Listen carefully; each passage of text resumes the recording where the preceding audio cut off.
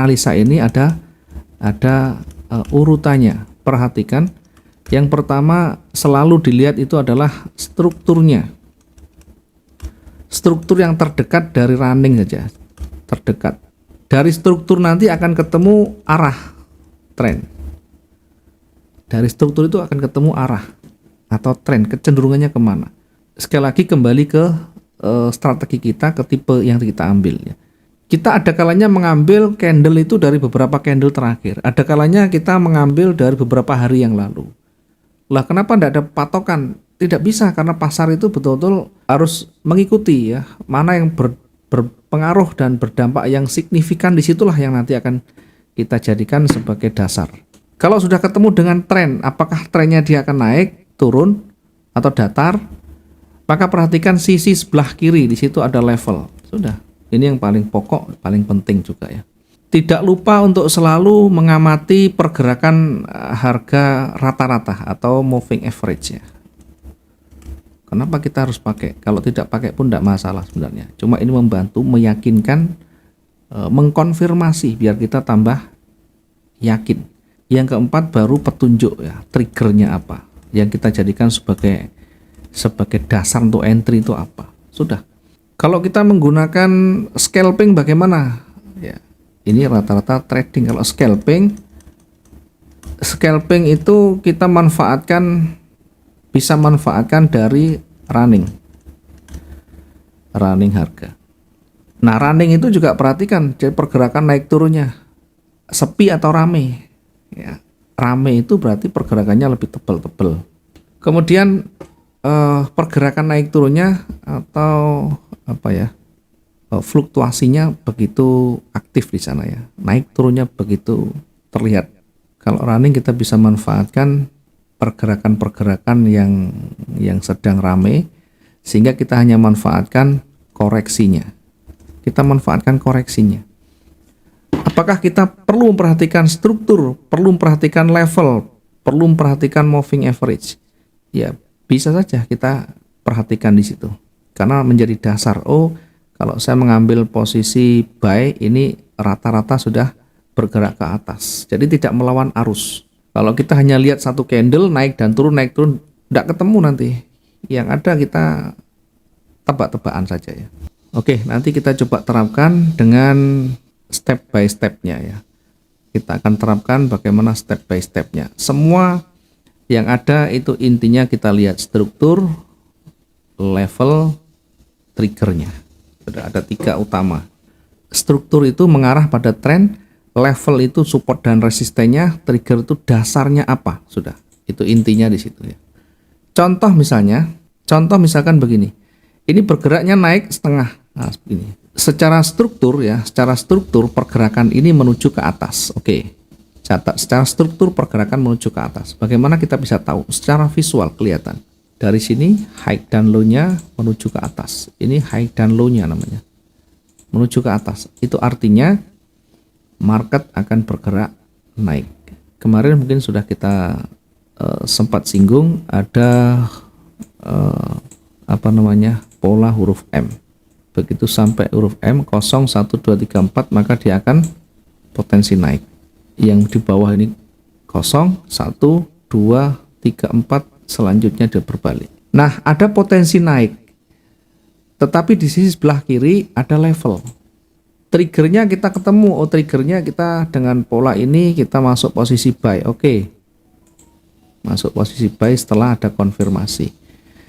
Tapi karena di situ ada level, maka kita targetkan di levelnya ya, mendekati atau di bawah level sedikit. 187 kira-kira kita cukup enggak? Enggak cukup. Artinya kita lebih baik menunggu breakoutnya. Kita menunggu breakoutnya. Nah, menunggu breakout ada kalanya lama. Ini namanya konsolidasi. Untuk selanjutnya nanti akan breakout. Nah, untuk selanjutnya akan breakout. Breakoutnya di mana? Breakout yang valid itu di sini. Sehingga ada peluangnya kita di sini ya. Kira-kira sampai berapa kira-kira level berikutnya kita lihat ya. Di level berikutnya apakah di sisi sebelah kiri ada level? Nah, kalau tidak ada, misalkan terlalu jauh, ya kita ada kalanya harus perkecil, perbesar ya.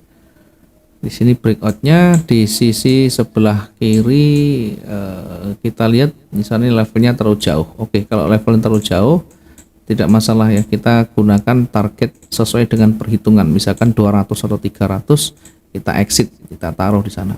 Di atasnya kita taruh 200 misalkan ya. Oke, 200 kita TP kan. Yang kedua, perhatikan range-nya. Ini kalau kita tarik dari bawah, kira-kira masuk sampai di mana ya? Kira-kira potensinya masih bisa sampai di sini. Nah, kalau kita targetkan kita entry di sini sampai di sini berapa? 500. Artinya butuh waktu yang lama, berjam-jam. Yang pertama, yang kedua, perhatikan waktunya.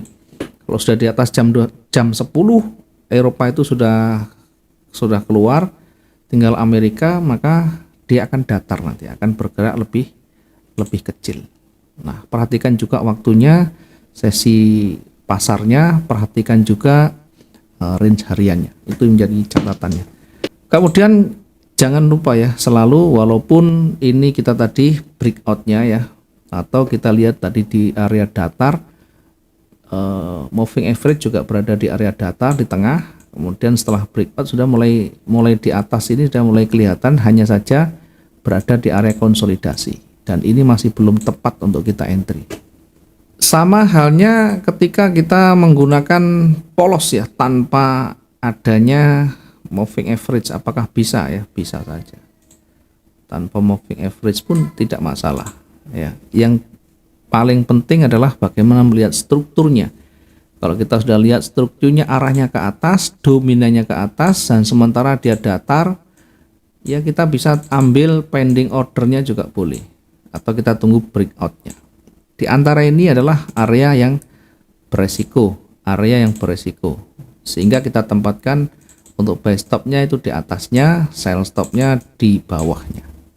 Nanti akan ada potensi yang lebih besar yang bisa kita dapatkan. Walaupun tidak 100% ya, jangan menuntut, oh saya sudah buy stop tapi ternyata kok berbalik. Ya enggak masalah, berbalik yang berlaku adalah risk management, batasan resikonya yang harus kita terapkan di sana. Kalau misalkan masih belum bisa kita dapatkan ya, atau belum bisa mengawal dengan baik batasan resiko itu, maka harus dilatih, harus dicoba, dan berulang kali harus digunakan.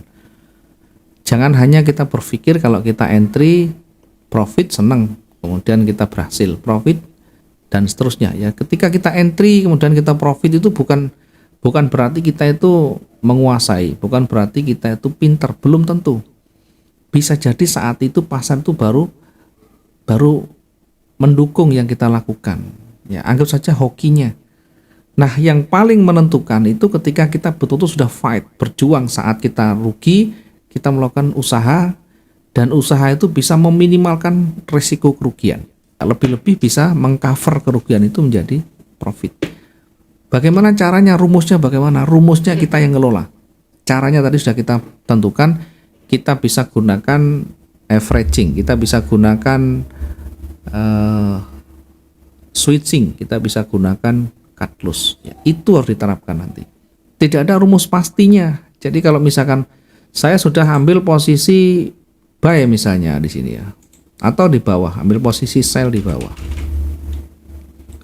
walaupun tidak ada dasar yang kuat, ngambil sell-nya bagaimana, kan tidak ada dasarnya ini. Anggap saja kita ambil posisi sell di ujung bawah, ternyata naik. Nah, ini naik, ini begitu marketnya berbalik, sebenarnya harus sudah ditahu, harus sudah dibatasi. Dari floating kan ketemu lotnya berapa, floating minusnya berapa, dibagi dengan lot itu nanti ketemu berapa pergerakannya. Kan sudah dibatasi, salam satu transaksi itu apakah 500, apakah 700, sudah putus di situ.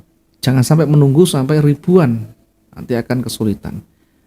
Saya sudah mencoba berulang kali tapi selalu kena cut loss, artinya betul-betul kita belum bisa recovery, maka perlu belajar banyak lagi.